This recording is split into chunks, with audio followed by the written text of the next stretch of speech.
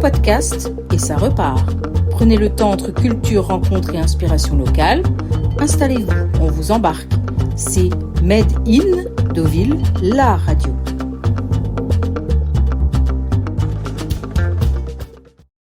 Bonjour, c'est Philippe Normand et on va évoquer aujourd'hui un deuxième grand écrivain qui constitue une part essentielle du patrimoine littéraire de Deauville, c'est Georges Simenon. Avec Georges Simenon, on est dans les années 30, effectivement. Le 15 août 1931, Georges Simenon est invité dans la grande librairie Maison de la Presse qui jouxte le bar du Soleil, à l'endroit où aujourd'hui on a un magasin de souvenirs et surtout de vêtements de plage. Et à l'époque, cette Maison de la Presse invitait chaque 15 août des écrivains. Elle avait accueilli un grand écrivain de l'époque qui était Maurice de Cobra, et en 1931, elle invite Georges Simenon.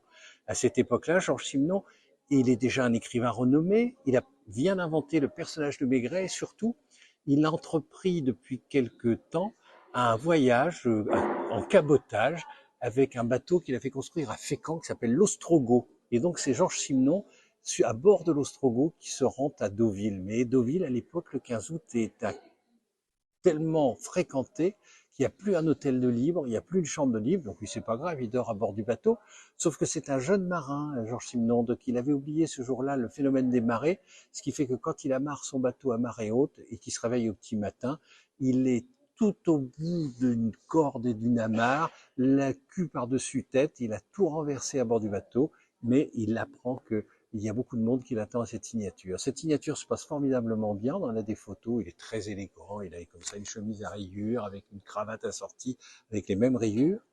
Et il va beaucoup dédicacer ce jour-là et surtout il va beaucoup ouvrir les yeux, être attentif à ce qui se passe. Et ça va lui inspirer une nouvelle qui va s'appeler La Fleuriste de Deauville, qui paraîtra quelques années plus tard dans un recueil qui s'appelle Les dossiers de l'agence O.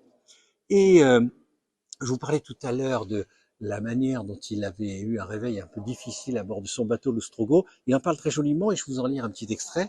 Il dit « Je suis descendu dans la cabine et je me suis endormi d'un sommeil profond. Mais ce sommeil n'a pas duré très longtemps. Tout d'un coup, au moment où la marée était au plus bas, j'ai été projeté hors de ma couchette et tandis que verreries, assiettes, soupières se répandaient sur le plancher, il s'était passé ceci.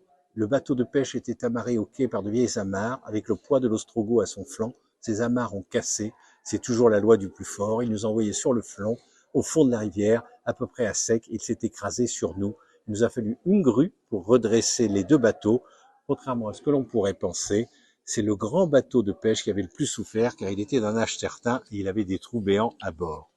Et donc Georges Simenon va écrire plus tard effectivement cette nouvelle qui s'appelle La Fleuriste de Deauville, dont on fera un feuilleton télévisé qui passait à la fin des années 60, et le rôle principal était interprété par Marlène Jobert.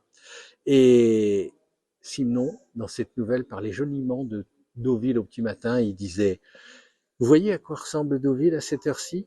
La plupart des gens dorment. Seul le personnel de la voirie, des magasins et des hôtels est sur pied.